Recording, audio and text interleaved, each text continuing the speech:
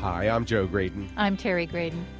Welcome to this podcast of the People's Pharmacy, where we bring you the stories behind the health headlines. This podcast is brought to you by Redix Industries, makers of Utterly Smooth Body Cream. 800-345-7339, on the web at uttercream.com.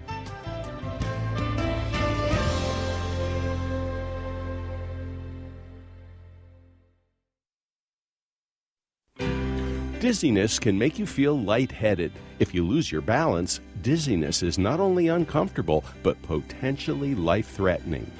This is the People's Pharmacy with Terry and Joe Graydon.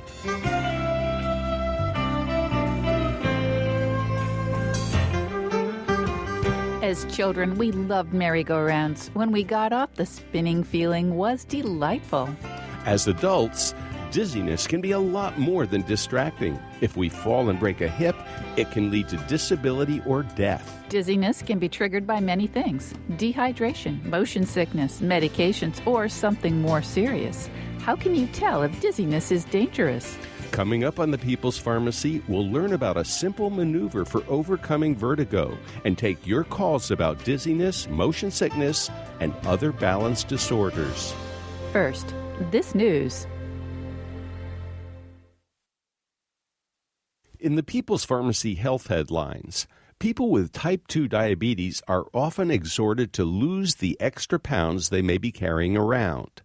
But a new study shows that a little extra weight is linked to a lower risk of premature death in people with this metabolic disorder. The research followed more than 10,000 people with diabetes for 11 years. They had no heart disease at the start of the study.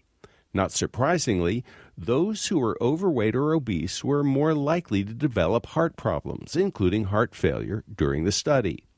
Obese people with diabetes were more likely to die of heart conditions, but people who were merely overweight were less likely to die during the study. The most surprising statistic is that they were less likely to die even than people of normal weight.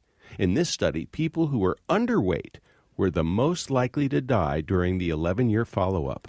Another risk of being underweight appeared in a different study. British researchers had seen hints that heavy people might be at higher risk for dementia. They used a medical database of nearly 2 million people in the UK to test that hypothesis. These folks were between 45 and 66 years old when the study began, and none had symptoms of dementia. The follow-up period averaged 9 years. By the end of that time, around 45,000 out of the 2 million had been diagnosed with dementia. The researchers found that thin people with a body mass index below 20 were 34% more likely than those of average weight to develop cognitive difficulties. These underweight individuals were also more likely to die during the study. The investigators recommend extra monitoring for underweight people as they grow older, since they may be at higher risk of complications. Concerns about diabetes extend to people whose blood sugar is elevated, but who have not yet crossed the threshold to full-blown diabetes. Such individuals are said to have pre-diabetes. When this condition is diagnosed, doctors have an effective medication to lower the likelihood that a patient will go on to develop diabetes. The medication, metformin, has long been used to treat diabetes itself.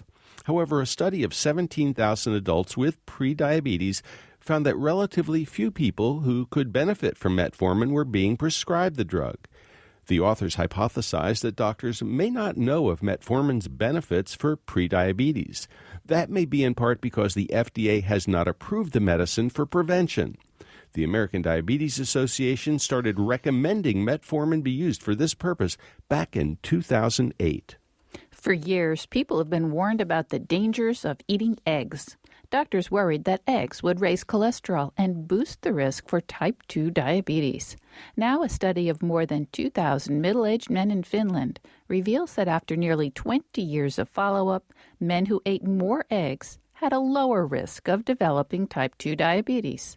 Those who ate at least 3 to 4 eggs a week had a 37% lower risk of type 2 diabetes than those who ate just 1 egg a week. The scientists suggested that although eggs are a major contributor to cholesterol intake, people might be eating eggs instead of low-quality carbohydrates such as breakfast sweets or cereal. That might help explain the apparent protection due to egg consumption. A great many studies have revealed that a surprisingly high proportion of Americans have low levels of vitamin D circulating in their bloodstream. Research repeatedly confirms that low levels of 25-hydroxy vitamin D are strongly associated with increased risks of cancer, diabetes, depression, high blood pressure, and joint pain. It's not clear, however, that taking supplements will prevent such conditions. So many people have begun taking supplements that experts worry Americans may be overdosing on this fat-soluble vitamin. A study published in the Mayo Clinic Proceedings shows that very few people are taking enough vitamin D to reach toxic levels. Out of more than 20,000 blood tests, only 8% measured in the high range of 50 nanograms per ml. Fewer than 1% were in the dangerous range of over 100 nanograms per milliliter. The researchers found no symptoms of vitamin D toxicity, even among those with high blood levels. And that's the health news from the People's Pharmacy this week.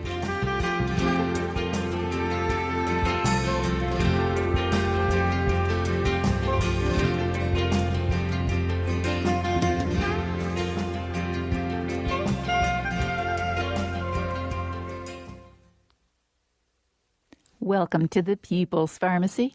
I'm Terry Graydon. And I'm Joe Graydon. You know, dizziness, it's a word used to encompass a wide range of symptoms, from feeling faint or lightheaded to being unsteady on your feet. It's a very common reason for people to seek medical treatment, but diagnosing the cause of dizziness can be quite a challenge. To help us sort through the confusion, we're talking today with Dr. David Cayley. He's Associate Professor of Surgery in the Division of Otolaryngology at Duke University Medical School. He's also the Medical Director of the Duke Vestibular Disorders Clinic and Medical Director of the Duke Skull Base Center.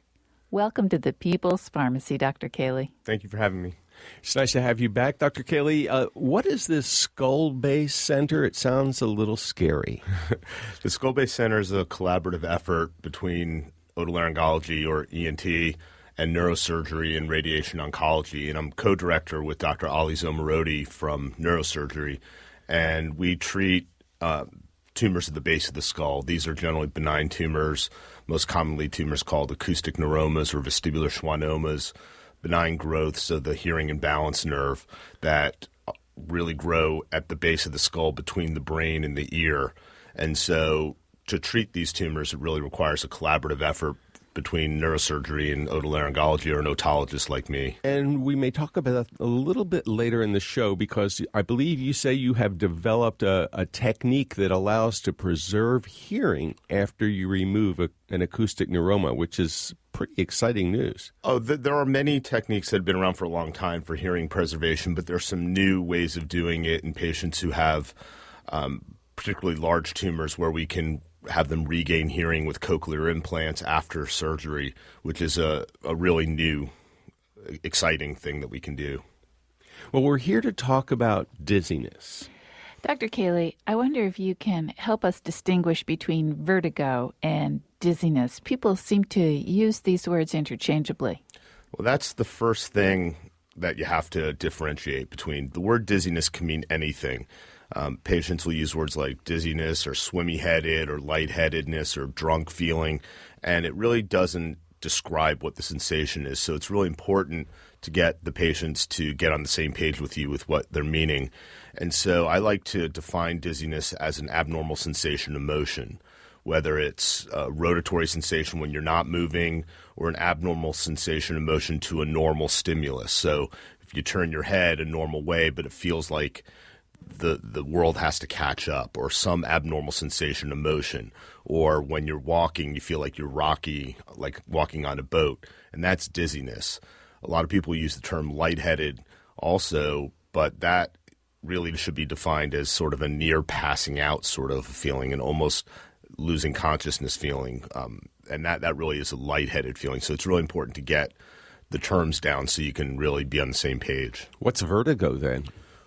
Vertigo is, I define that as an illusory sensation emotion, which really that's what I mean by dizziness. Okay. Yeah. And it sounds it sounds like it's not a big deal. I mean, it sounds like, oh yeah, I remember getting off that merry-go-round or rolling down the hill as a kid, and the world was turning a little bit, and it was almost fun. It was different. It was cool. But when you're a little older, dizziness can interfere with the quality of your life if it lasts for more than a few seconds. Oh, that's absolutely true. The things that kids do, spinning around till you're dizzy or going on a roller coaster, it's just going to be a temporary sensation, and the thrill of it is exciting. But once it's over, it passes. Patients who suffer from dizziness have that feeling all the time.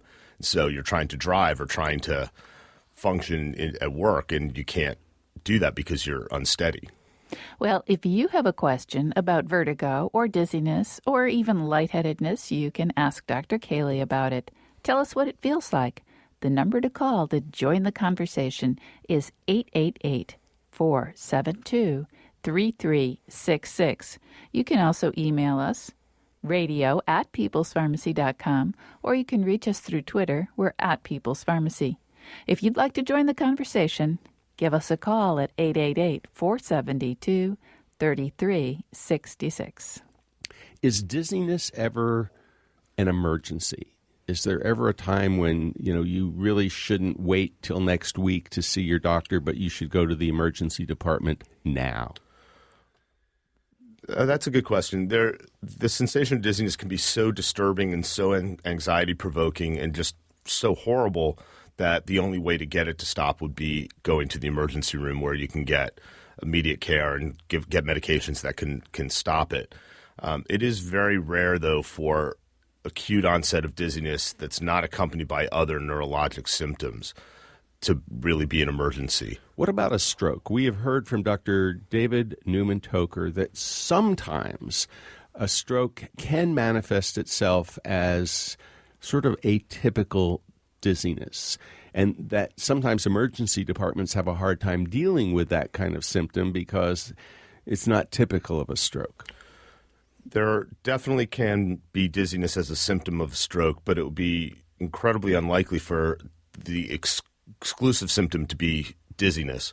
And so a careful neurologic exam looking for weakness or other neurologic symptoms, paresthesias, numbness, slurred speech, all those sorts of things would go along with the stroke. But if it's just exclusively dizziness, then it would be very unlikely. However, that's a huge problem in the emergency room, and we are actually working on that at Duke, trying to come up with an algorithm that can be done in the emergency room to prevent a massive, expensive workup, MRIs and cardiac stress tests and hospital admissions for things that turn out to just be a viral labyrinthitis. And I understand that has something to do with how the eyes wobble, something called nystagmus?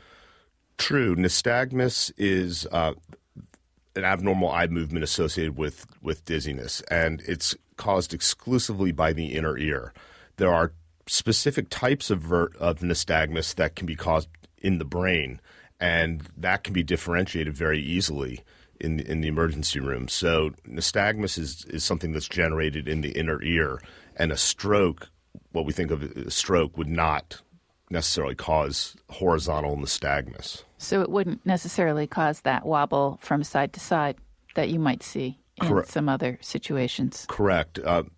Nystagmus that can be caused by a stroke would be strictly vertical, up and down. Mm-hmm. So, and that's very easy to see. And that's also very, very rare. So that's a great way to distinguish inner ear causes of vertigo from much more rare stroke.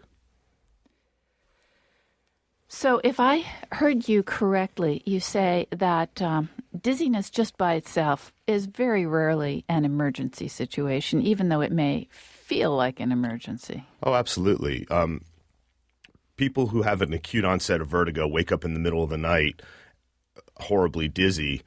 They may be throwing up and feel very sick, and that's hugely anxiety-provoking, and they may feel like they need treatment, but that rarely is something that, if left untreated, would cause serious damage. Now, as one of those people who has awakened with the world spinning, as I turned over in bed, I can tell you it is a terrible, terrible feeling. Now, what I was eventually diagnosed with was something called BPPV, benign. And by the way, it's not benign. Yes, it is. Well, it's benign. It means it's not going to kill you. Right, but it doesn't feel benign. Paroxysmal positional vertigo, right. BPPV, and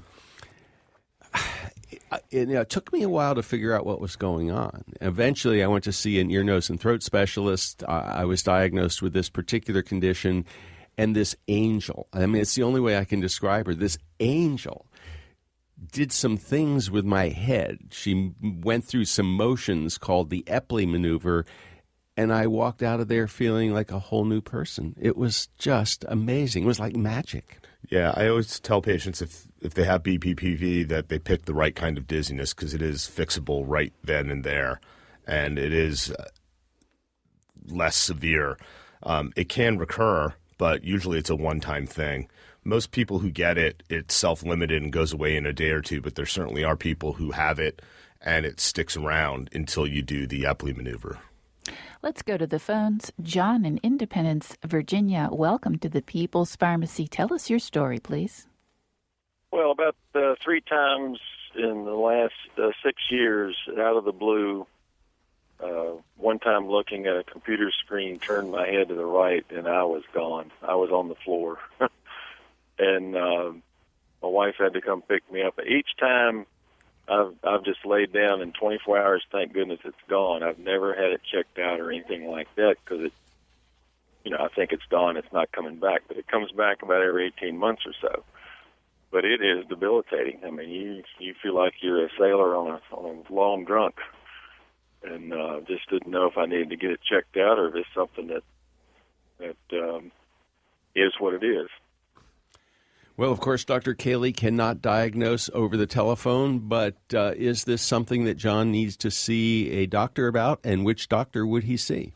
Yeah, that certainly is something that you should have checked out. There's a lot of other symptoms that could go along with that and a lot of other things that would need to be checked out. It'd be good to get your hearing evaluated and find out other symptoms that are associated with it. But episodic vertigo like that can be one of several things, and a lot of it is treatable. Such as? It could be something like Meniere's disease. It could be migraine related. It could be viral. There are several things, even all the way up to a tumor, which would need to be evaluated. So, John, it sounds like it's time for a check-in. Thanks so much for calling. Bye-bye. Thank you all, and I'll keep listening. Okay, we appreciate that. I think a lot of people try to ignore dizziness and don't have it checked out, like John. It came, it went, I can live with it. Well, no, I can't live with it, but what should I do about it? So coming up, we're going to find out a little bit about that thing you called Meniere's disease. It has an odd spelling, and some of the other causes for dizziness. We're also going to take your calls, your stories, your questions at 888-472-3366. If the phone lines are full, all you have to do is email us, radio@peoplespharmacy.com, or via Twitter @peoplespharmacy. That number again, if you'd like to join the conversation, 888-472-3366.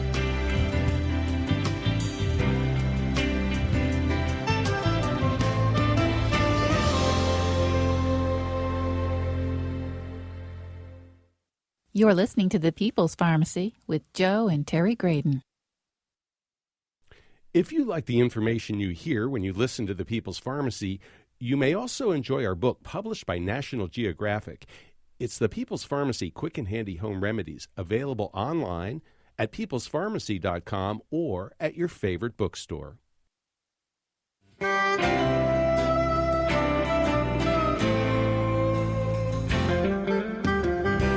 Welcome back to the People's Pharmacy. I'm Terry Graydon. And I'm Joe Graydon. The People's Pharmacy is made possible by Redix Industries, makers of utterly smooth creams and lotions that moisturize deeply to make dry skin feel soft and smooth.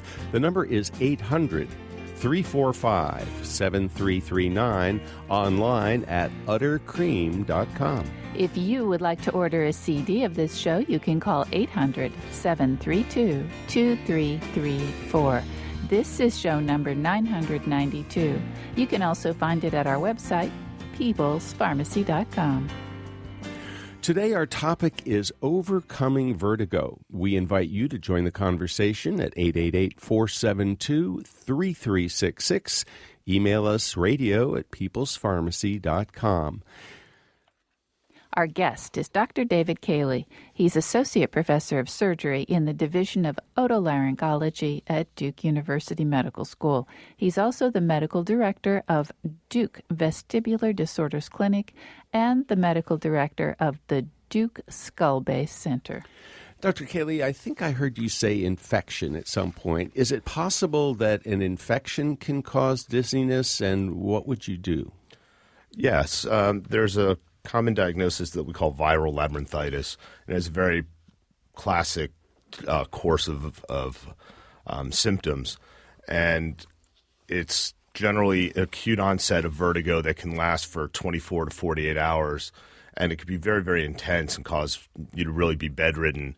But generally after, and that's what generally brings people to the emergency room. They are horribly sick and incapacitated by it, but after about 48 hours, the symptoms become more of severe disequilibrium, which people are able to start getting up and moving around, and by a week, they're able to get up more and more. However, they can be left with a chronic lingering disequilibrium. Now, we call that a viral labyrinthitis because it's often temporally related to having a upper respiratory infection or some viral illness, but it can certainly occur without any preceding illness, and we still call it viral. But the truth is we don't have any way of diagnosing the virus. The inner ear can't be sampled. It's sort of a black box. So it gets this label of viral labyrinthitis, but it's really based on circumstantial evidence. And there are no antivirals that can solve the problem? No, because by the time the symptoms have occurred, the virus is probably already gone.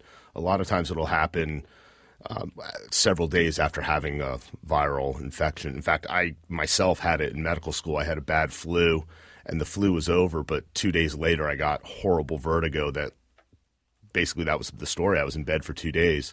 And so the virus is gone, but the damage lingers. Now, when you say severe disequilibrium afterwards, what are you talking about?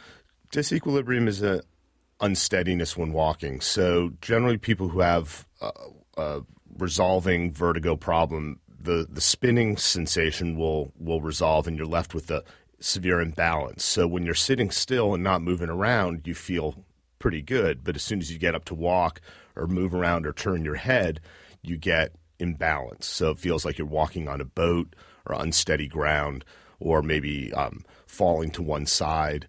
But generally, people with disequilibrium are stable at rest. Let's go back to the phones. We go to Gastonia, North Carolina. CJ, welcome to the People's Pharmacy. What is your story? Thank you for taking my call. I listen every Saturday, and I share things with my patients. I'm a psychologist in the area. And I did suffer from vertigo from a fall, from a very silly fall, and inside my home.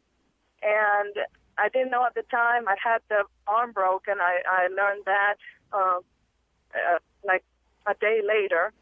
But that night, it was in the middle of the night, I went online and I found some wonderful YouTube videos that show me exercises, how to reposition and realign the little bones in my inner ear. And it did help a lot and eventually took it away. It did last about 3 days, almost a week off and on. And I did those exercises 3 times a day. And it was wonderful. I did have what Dr. Kelly just said, some flares up when I have a sinus infection, but I did not take any medicine, and it did help. It took it away. Okay, well, thank you so much. Yeah, thank you for that, CJ. It sounds, Dr. Cayley, and I don't want to play doctor, it sounds like what she was doing was the Epley maneuver. I mean, if you go online and you search for BPPV or Epley, EP, is it LEY? Yes. there are all kinds of YouTube videos that will show you actually how to do this. Now, I'm sure most otolaryngologists would say, well, no, leave it to the experts to do. But is this something people can do at home? Yeah, absolutely. Epley maneuver can be done at home, and I teach patients how to do it because BPPV can be recurrent, and when it comes back, you can easily do it yourself. The thing about BPPV, though, is one Epley maneuver gets rid of it. 90% of the time, doing it once will eliminate the symptoms. And the symptoms of BPPV are classic. There's nothing else like that.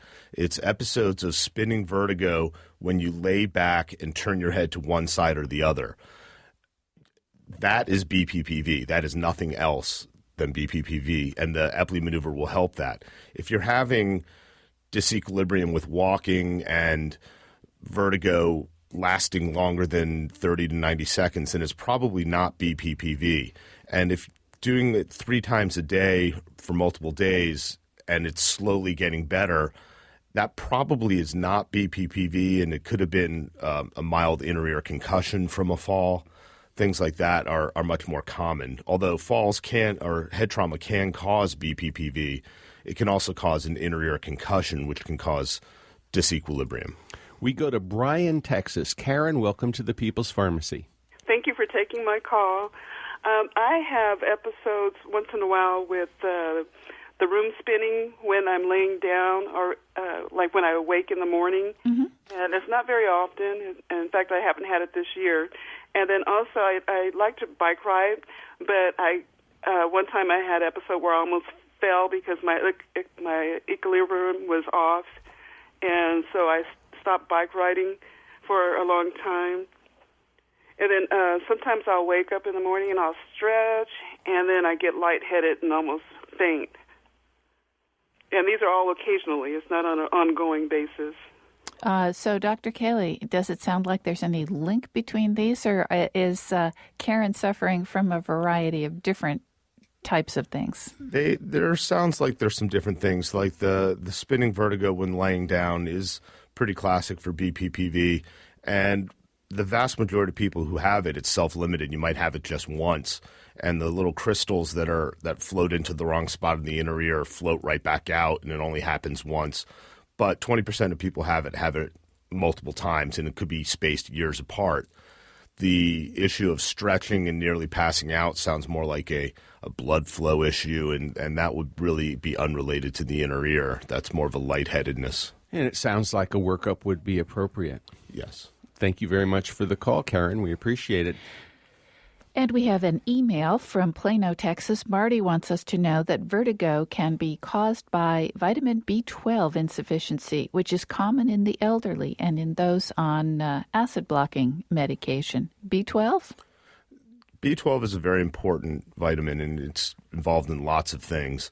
And certainly in the elderly, maybe malnutrition or people who have had surgery on the bowels that may have poor absorption, and that's something that really needs to be evaluated. And we hasten to mention that acid-suppressing drugs can make it a little harder to absorb vitamin B12. So if you've been taking Prilosec or Prevacid or Nexium for a long period of time, it's worth getting your B12 levels checked. We go to Huntington, West Virginia. Sylvia, welcome to the People's Pharmacy. Tell us about your question. I fell in my bathroom and hit my head about 2 or 3 weeks before this happened to me. And then on a Sunday evening, I just started getting a mild headache, and I went to an urgent care, but they were closed. I took a pain pill and went to bed. I woke up in the middle of the night. I had to go to the restroom. So I was staggering, and I thought, boy, the pain pill has made me all drunk. So I went on to the bathroom, and I could feel something running out of my ear, and I had putting some across-the-counter drops in my ear, and I thought maybe it was that. I put a piece of cotton in my ear, and when I went back to bed, I staggered back to bed. I went back to sleep. I woke up the next morning. I couldn't raise my head. Blood was running out of my ear. I was in the hospital for 3-4 days. Blood running out of my ear, sick, vomiting, and then I have been to several doctors. I cannot nobody knows why I have all this pressure in my ear. I went to Cleveland Clinic. They said that I had labyrinthitis and vestibular neuritis. They said there was nothing they knew how to do. They suggested therapy. I did the therapy for over a year. I have so much pressure in my head that it feels like by the time evening gets here, it's going to explode. No one can diagnose or tell me why the pressure is there. Well, let's turn to Dr. Cayley. Dr. Cayley, again, we know you cannot diagnose, but she's already been told labyrinthitis and vestibular neuritis. Those are big words. Is there anything that can be done for them? Well, yeah, those are pretty much synonymous. There's maybe some subtle differences, but it's basically the same thing. And the therapy that she was talking about really is the treatment for those, but there could also be, it could be migraine related as well, especially after a head trauma. And vestibular therapy with someone who's having migrainous vertigo or migraine-associated vertigo is really actually counterproductive and can make you feel worse until the headaches are under control.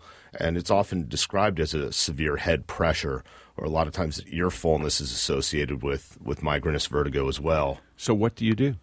You need to get the migraines treated. You need to see a neurologist who specializes in migraine treatment, a headache specialist, and that's a whole branch of neurology, and there are fellowship-trained headache specialists that treat that. And it's probably the biggest topic right now in vertigo, in neurology, is migraine-associated vertigo. In fact, next weekend, the International Headache Society is having their meeting in Spain, which I would love to have gone to. And there's a whole section on migraine-associated vertigo. Well, Sylvia, hopefully you'll be able to find somebody who's going to Spain or just back from Spain who knows what to do for you. So, Dr. Cayley, misdiagnoses, are they common? Yeah, this is one of the biggest things I see. Patients who've had vertigo problems that linger for years, and they've been bounced from doctor to doctor and tried on many different things, none of which have helped. And in our lab, in our clinic, we have our balance center where we do comprehensive balance testing, which is extraordinarily helpful in pinpointing where the problem is. And that helps tailor the therapy. But really, there's very often misdiagnosis where people are put on medications like vestibular suppressants. Well, when you say vestibular suppressants, that's a pretty fancy way, I think, of saying drugs like meclizine or Antivert. Some people even take Dramamine for motion sickness. And when I went in for my benign paroxysmal positional vertigo, that BPPV, the woman who did the maneuver said, we get a lot of people who have been suffering for a long time with this, and they can't believe that all it took was just this 15-minute maneuver. So this idea that people get misdiagnosed and be given medications that probably aren't going to do very much good when all they really need is a little adjustment. Yeah, it's actually very rare where medications are the proper treatment for vertigo, excluding migraines. And there are some treatments for Meniere's that are medical, but very often people go to urgent care or the primary care doctor with a complaint of dizziness, and they're given meclizine or Valium or scopolamine, which is even worse. Which is a drug used for motion sickness, transderm scope. Right, which was off the market for about 10 years because of horrible side effects associated with it. And it has very good uses for post-op nausea and very limited time use, but it should not be used for long-term treatment of vertigo. Now, we will come back to motion sickness in a moment because this is the time of year when people like to go on trips. Some people get it from driving. Other people get it when they're on a boat, other people on an airplane, and we'll ask for your tips on how to deal with migraine and motion sickness. But let's go to Rex in Charleston, South Carolina. You mentioned Meniere's disease, and Rex, I understand that's what you're dealing with. Yes, that's true. In 2009, I was diagnosed with that, and along with that comes ringing in the ears. And I'm a professional musician, so I sing and play every night as an occupation, and the ringing is getting worse, and the vertigo tends to get worse. I'm just wondering, are there any newer remedies or cures or diagnosis for that? Well, first, Dr. Cayley, would you please spell Meniere's? Yes, it's Menieres, E''S. So it's named after Prosper Ménière, who was a French physician in the 1700s, I believe. And being a French guy, he had one of those fancy accents over one of those E's. Exactly. I don't know if it was accent aigu or what. I think it's an accent grave. Grave, okay. The second E. I never took French, so. But yes, he diagnosed it, and it's based on 4 symptoms.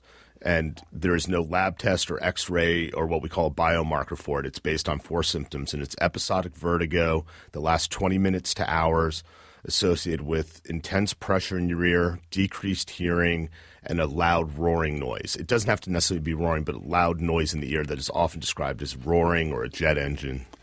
What can be done for it? You mentioned that there are medical treatments. There are. The mainstay of medical treatment, which is what I always start with, is low-salt diet and a diuretic like Diazide, which is a very mild potassium, what we call potassium-sparing diuretic. So it's very safe, very minimal side effects. It doesn't lower potassium like other diuretics, so you don't need to get your blood checked. But that, with low-salt diet, keeping your intake of sodium between 1,500 and 2,000 milligrams a day, 80% of the time that will control the vertigo to the patient's satisfaction. So that's kind of a nebulous term because everybody's degree of satisfaction is different. Some people might, one attack a year might be fine, but if you're an airline pilot, that's completely unacceptable. So everybody has a different level. But in studies, it's generally about 80% of people will be controlled with low-salt diet and Diazide. And the other 20%? They go on to either living with horrible Ménière's that's not controlled, or we get into more surgical interventions, and there's a whole host of things that go from kind of least aggressive to most aggressive, and the more aggressive you get, the better control of vertigo you get. So this is treatable?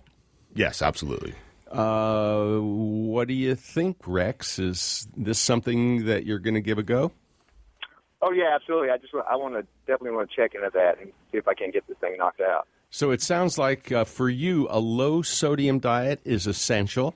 Getting it down to 1,500 milligrams is a bit of a challenge, but it is doable. And Sure. you may want to ask your doctor about Diazide. That's spelled Dyazide. I think that's what, Terry?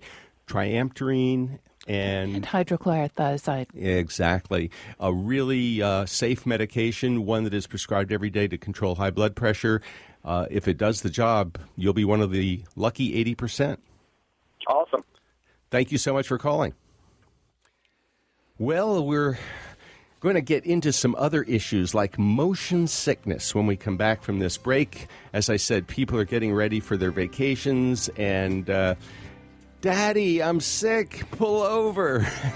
That's not anything we want to hear about. If you'd like to join the conversation, give us a call, 888-472-3366.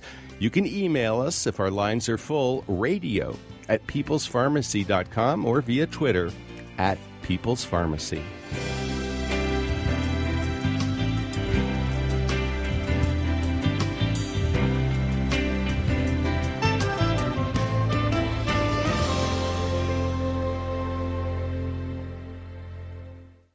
You're listening to The People's Pharmacy with Joe and Terry Graydon.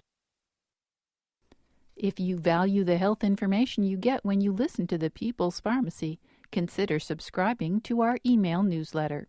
You'll get the latest health news and information on upcoming podcasts delivered to your inbox twice a week. Look for the link at peoplespharmacy.com.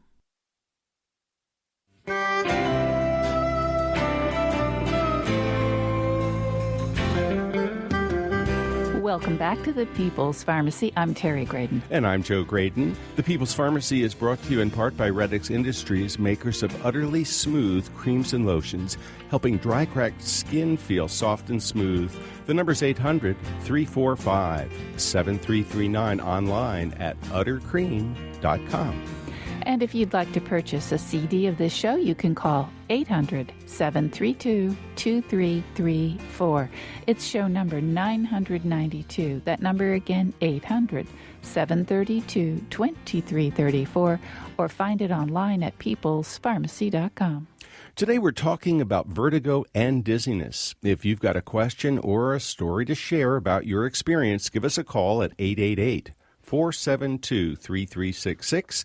You can always email us, radio@peoplespharmacy.com, or send us a message through Twitter @peoplespharmacy. Our guest is Dr. David Cayley. He's Associate Professor of Surgery in the Division of Otolaryngology at Duke University Medical School. He's also the Medical Director of the Duke Vestibular Disorders Clinic and Medical Director or Medical Co-Director, I believe I heard, of the Duke Skull Base Center. Dr. Cayley, we were talking a little bit about migraine-associated vertigo and what causes it. That's a million-dollar question right there. Migraines are a very complex neurologic disorder that we've learned a lot about in the last 10, 15 years. And there's a lot of similarities with seizure activity. It's a spread of brain activity similar to a seizure, but it's not like a seizure. It's different than a seizure, but it causes a spread of activity into different parts of the brain, which can trigger pain syndromes and also cause poor function of the inner ear, which can trigger vertigo. Now, we've heard from some people about slushies and frappuccinos and ice water and other cold substances on the upper part of the mouth inducing something called brain freeze. Right. People tell us that this is it's a home remedy, really, for a migraine. And in order to get it to work, you have to start right at the very first hint of a migraine. Some people have an aura before their pain actually starts, and if they can get to the brain freeze during that time, they can sometimes head the migraine off and not come down with it. We have an email that may be relevant here. Arlena wrote, "Over the past 3 years, I've experienced dizziness that makes the room go around, and I've been off balance like being on a boat in a storm. The worst is when the direction of dizziness reverses. I'm told that I lose color. It generally lasts 1 to 5 minutes. My ENT diagnosed it as a migraine and put me on 400 milligrams of magnesium once a day. I still have the problem very occasionally. Is there anything else that needs to be checked out?" Well, if these are associated with headache, which meet the migraine classification, which again, there is no biomarker for migraines as well, so there are major and minor criteria to diagnose it. And if you do in fact have migraine-associated vertigo, then the treatment of migraines is really what will prevent the vertigo. Okay. What about migraine medicine? I mean, there are a lot of triptan-type drugs these days. Do they help with both the pain as well as the dizziness?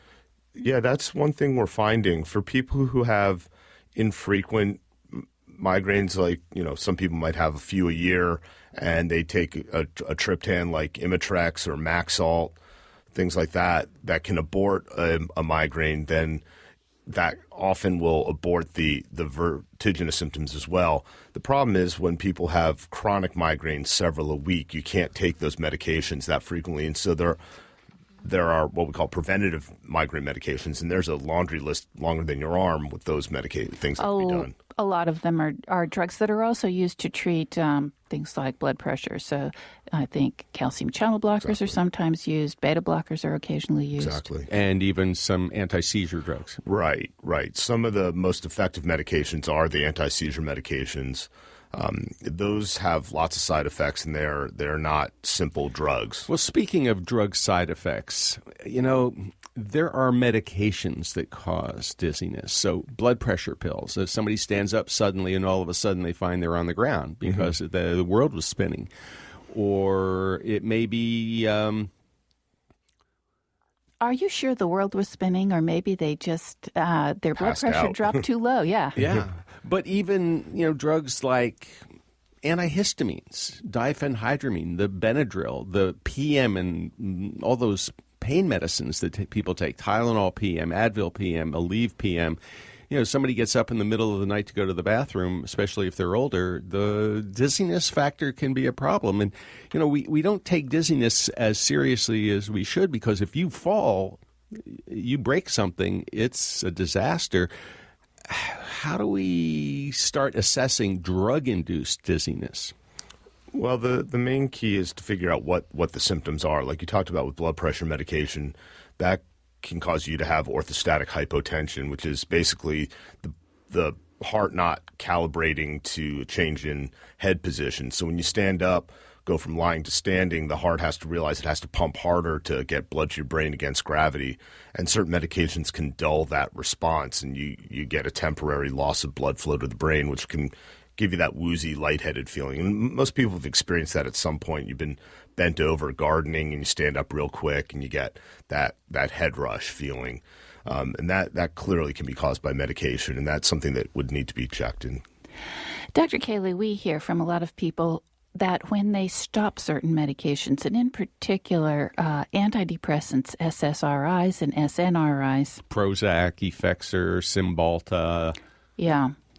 All of these medications, if you stop them suddenly, can cause a horrible withdrawal syndrome, which part of the worst part of it is often the dizziness. People have described it as feeling like your head is in a blender, or there's that lag. You turn your head and it's like your brain doesn't quite catch up with your head as it's turning. Any ideas on how people can cope with that type of dizziness? Well, if it's a drug withdrawal thing, then that generally would be something that would probably go away with time. But those medications like SSRIs are really being used to treat. There's certain conditions now that's really becoming recognized. It's called chronic subjective dizziness, which is an abnormal sensation of motion basically 24 hours a day. If you're sitting still, you have a sensation of rocking or swaying, and it's usually preceded by some vestibular injury, something like a viral labyrinthitis that just doesn't get better, and you're left with this chronic unsteadiness. And SSRIs are actually very helpful in treating that. Why it works is not fully understood, but clearly there's brain chemistry and perception that is altered by these medications that can be very helpful. And so I guess it could work in the opposite direction as well. We go to Leland, North Carolina. Bruce, welcome to the People's Pharmacy. Tell us about your situation. Hello. Thank you for taking my call. I was diagnosed over 6 years ago with superior canal dehiscence syndrome. Was first misdiagnosed with Meniere's disease. Just to keep it really short, I did have surgery on one side, and the superior canal was plugged. The other one is still somewhat functional, but it has been doesn't really let's say cure it at all. It's still dealing with every day about ongoing vertigo, the dizziness.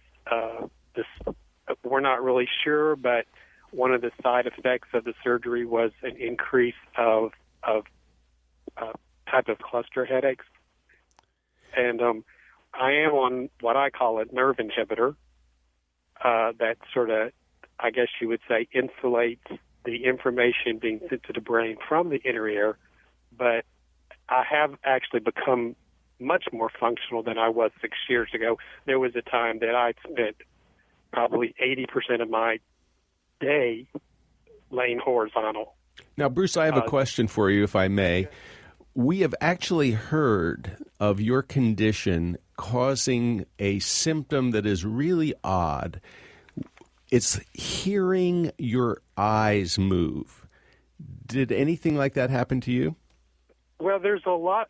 I sort of first called it like it sort of felt like it when you're underwater, and there was like a detachment, almost like of what's going on around you. I actually, you can constantly hear your heartbeat in your head. The eyes, I would say that comes and goes, because I don't know if I can really. I don't know what that would feel like, to be honest with you. Okay. Well, let's turn to Dr. Cayley, because this is one of those really rare, unusual conditions, superior canal dehiscence syndrome. What the heck is it, and can anything be done for it? Yeah, it's a very interesting condition. The inner ear has 3 half-circle canals that can detect head motion in different directions, and the superior canal detects head motion sort of as if you're nodding your head yes. So it detects motion in that plane. and it projects into the skull base, into the floor of the cranial cavity. And some people have very thin bone overlying the superior canal, and over time that bone can wear out and you get a hole into the inner ear, and that can cause these symptoms of superior canal dehiscence, which is vertigo when you bear down or sneeze or cough or have a bowel movement. You get spinning vertigo. A lot of people will hear their own voice in their ear. It's called autophony. They can have some hearing loss from it. Sometimes, like you said, you can hear your eyes move. So there's a test for it that we do. It's called a VEMP, V-E-M-P, and there's what we call pathognomonic finding on that, where if you have that finding, then you have superior canal dehiscence. And is there anything that can be done for it? Yeah, there is. The only treatment for it is surgical. There is no medicine for it, and there's various ways of going about the surgery, and it can really help with these symptoms. But it's a pretty big deal surgery, often involving a craniotomy. Dr. Cayley, motion sickness, very common. What can be done for it? There's lots of things. Simple things like sitting in the front seat of a car will make it better if you get car sick.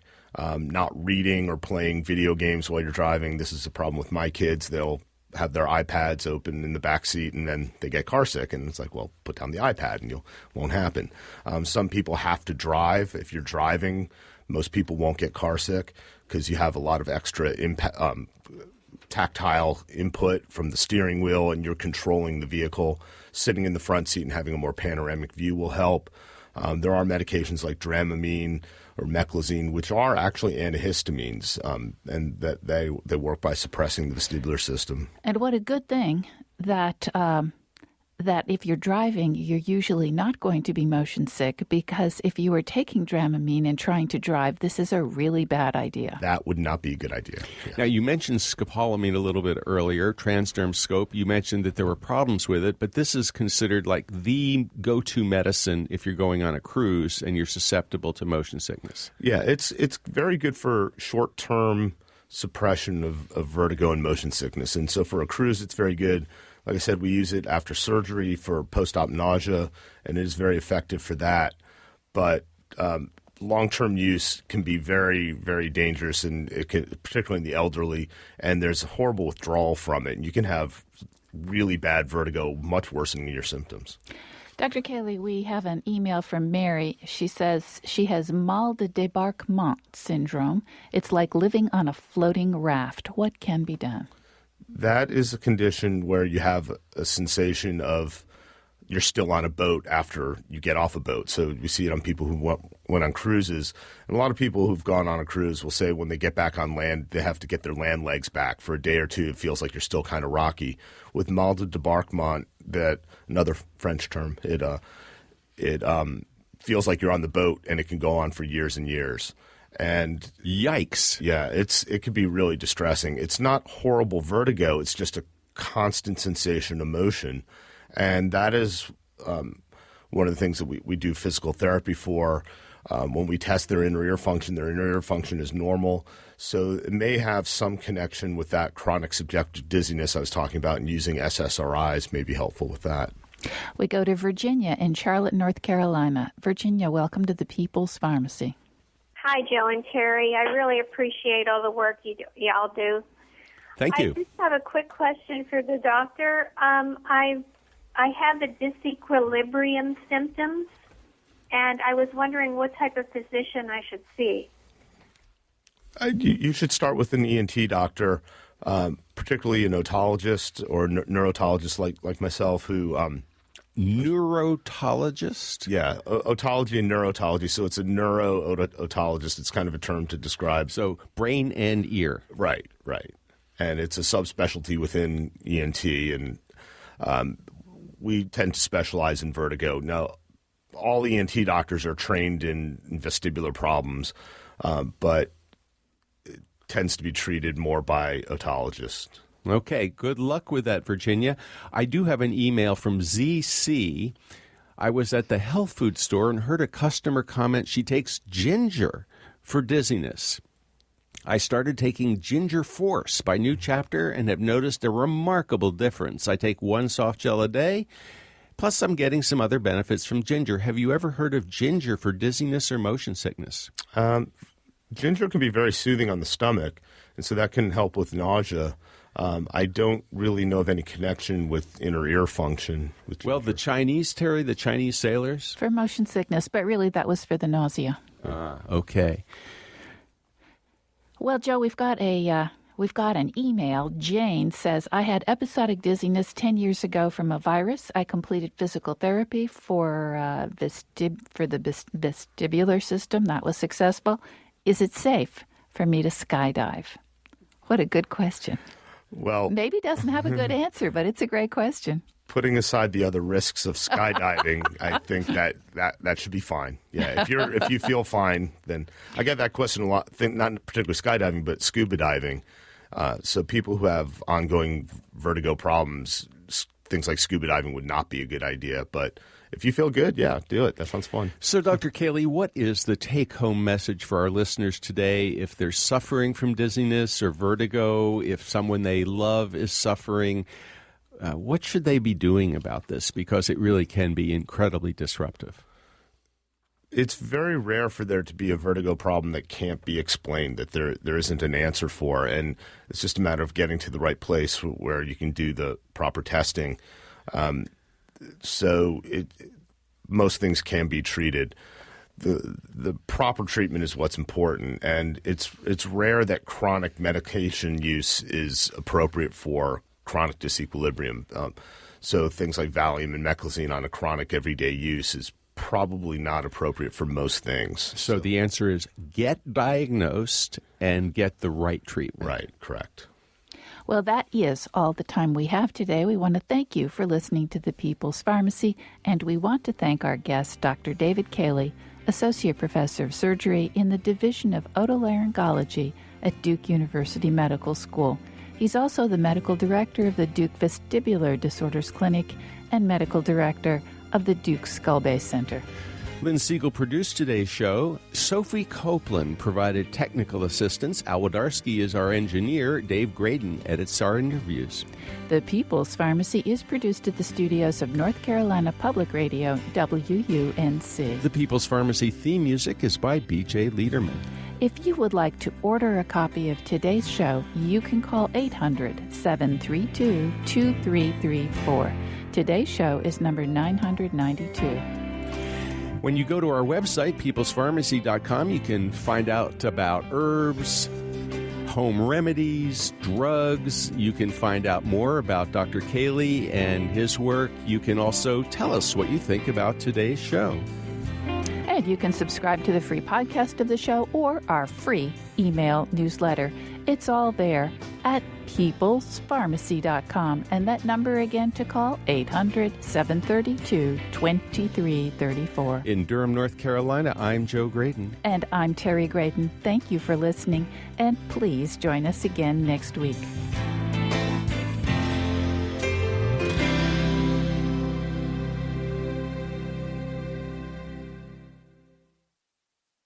We hope you enjoyed this podcast. If so, please consider taking a minute to write a review on iTunes. And thanks for listening to The People's Pharmacy. This is an ad by BetterHelp. BetterHelp recently surveyed over 16,000 people and found that while 75% of people believe it's wise to seek support, only 27% of Americans are in therapy, and people stay silent to avoid being judged. BetterHelp has over 10 years of experience matching you with the right therapist, because we're all better with help. Visit betterhelp.com/stopthestigma for their first ever State of Stigma report, the latest in mental health research.